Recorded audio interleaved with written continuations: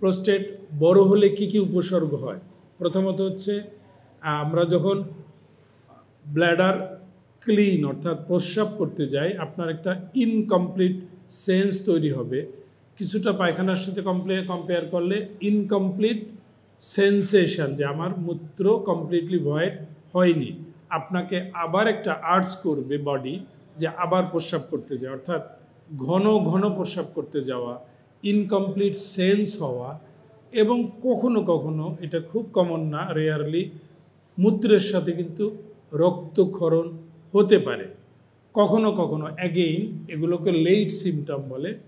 আপনার পেলভিস অর্থাৎ পেটের নিচের দিকে ব্যথা হতে পারে। কিন্তু এই সব ঘটনাগুলোই কিন্তু বৃদ্ধিপ্রাপ্ত প্রোস্টেট অথবা প্রোস্টেট ক্যান্সার দুই ক্ষেত্রেই ঘটতে পারে।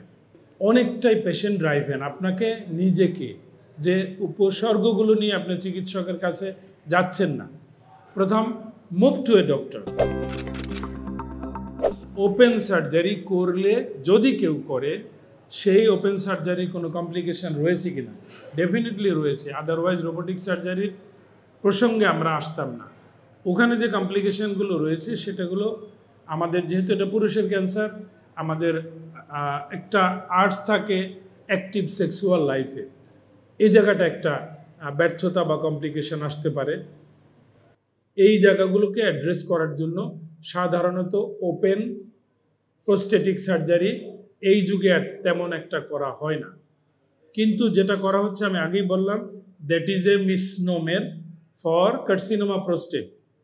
যদি বিনাইন হয় ইটস ওকে, আপনার TURP ইজ ওকে, কিন্তু ক্যান্সার হলে TURP ইজ নট ওকে।